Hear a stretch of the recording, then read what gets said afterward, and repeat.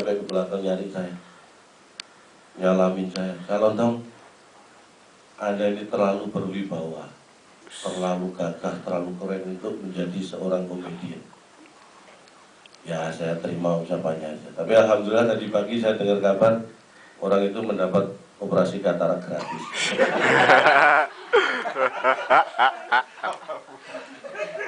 Jadi ternyata ini selama ini dia salah melihat. Dia tidak mengulangi kesalahan yang sama setelah operasi. Anda juga seperti itu, jangan mudah terpesona dengan saya. Memang kalau Anda bilang cocoknya saya jadi model, memang betul saya jadi model. Benar saya model tuh. Saya 7 tahun jadi model. Bukan saya model Gapuro.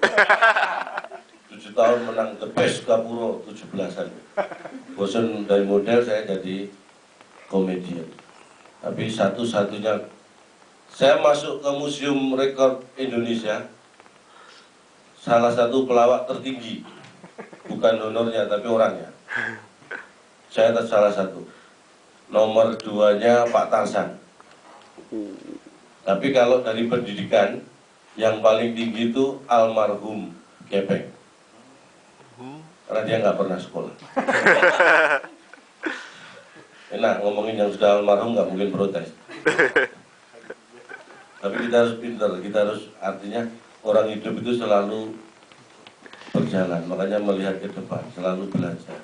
Belajar tidak harus dari orang pintar, belajar bisa dari siapapun, bahkan makhluk-makhluk lain, tumbuhan, binatang, kita harus bisa belajar dari. Kalau ada yang sombong ini mungkin agak jorok, tapi ini data.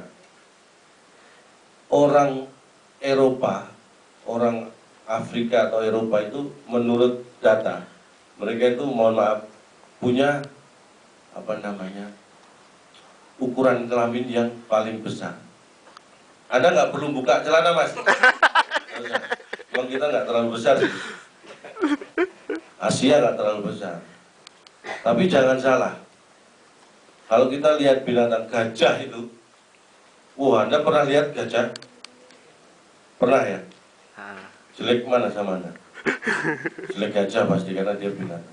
Gajah itu, mohon maaf kalau lagi musim kawin, itu kira-kira tinggal 2 cm dari lantai, dari tanah, saking gedenya.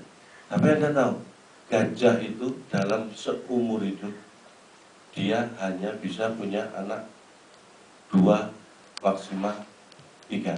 1 itu udah bertahan. Itu gajah. Kuda juga demikian.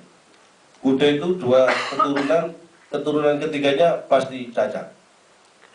Itu menurut survei. Tapi yang namanya tikus itu kecil ini dia. Mohon maaf, kelaminnya itu kecil. Anaknya sekali lahir berapa? Bisa 15. Tiru tikus. Jadi jangan minder, yang itunya kecil jangan minder. Itu menurut data. Saya nggak ngomong jorok, ini data. Ada data juga, katanya mahasiswa di sini menurut data dari Kompas yang saya baca 2 hari yang lalu. Mahasiswa di sini itu katanya 82% kalau berangkat kuliah tidak mandi. Itu serang saya bantah sebagai seorang, ya saya walaupun dari lulusan yang lain tapi saya juga orang akademis, jadi saya bantah. Ini enggak benar. Yang benar adalah 18% yang mandi. Jadi memang bantahan saya nggak berpengaruh. Yang bisa mempengaruhi ya Anda harus mandi kalau kuliah gitu kan. Kalau Anda berangkat kuliah mandi, otomatis data itu akan berubah. Kalau Anda nggak mandi ya tetap. Mandi semua nggak tadi? Nah, kalau melihat senyumnya berarti benar data itu. Hanya nggak yakin senyumnya mandi atau enggak. Saya akan bicara masalah gen manusia. Kenapa saya bilang Anda jangan minder jadi orang Indonesia? Saya nggak pernah minder dan saya selalu bangga saya jadi orang Indonesia. Karena orang Indonesia punya kelebihan dibanding negara manapun. Punya ciri khas yang tidak dimiliki negara manapun. Kalau negara lain, negara maju bilang menciptakan, Mas, nah orang Indonesia HP-nya dibanting, nggak ada orang Inggris gitu. Bukan HP. Oh berarti orang Inggris.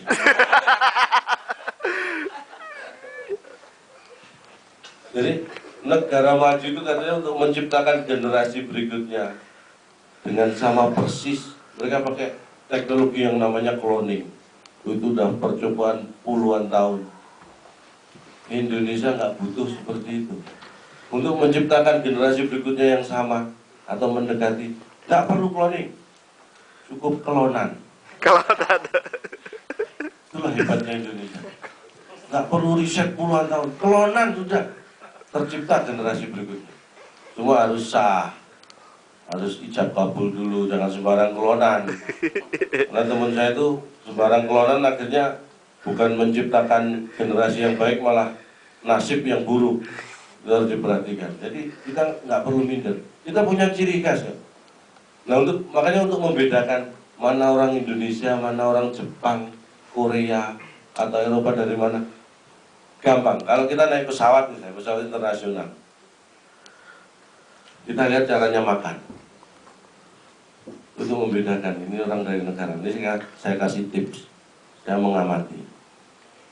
Kalau di pesawat ada orang makan, habis makan sendok garpunya disilang, ditutup silang gitu. Nah, Amerika. Nggak perlu ditanya, pasti orang Amerika. Wow. Percaya sama dia. Tapi kalau ditutup sejajar ke depan, sendok garpunya, Eropa. Pasti. Kalau ditutup miring ke kanan, Jepang. Ditutup miringnya ke kiri, itu Korea. Asia Timur. Nah, kalau orang Indonesia habis makan, sendok garpunya hilang. Pasti orang Indonesia. Ciri khas pertahankan. Saya punya banyak garpu sendok di rumah. Jangan malu. Jadi kalau di pesawat Anda lihat habis makan tuh garpu sendoknya hilang, deketin aja, ngomong bahasa Indonesia, pasti orang Indonesia. Jangan malu, saya nggak malu kok gitu. Yang ambil sendok garpu saya nggak malu. Anda juga jangan malu. Itu ciri khas, pertahankan. Dan ciri khas itu nggak harus baik, walaupun itu mungkin di mata orang jelek, tapi sebenarnya itu nggak jelek. Anda ikut menyelamatkan bumi ini, menyelamatkan bumi dan merugikan maskapai.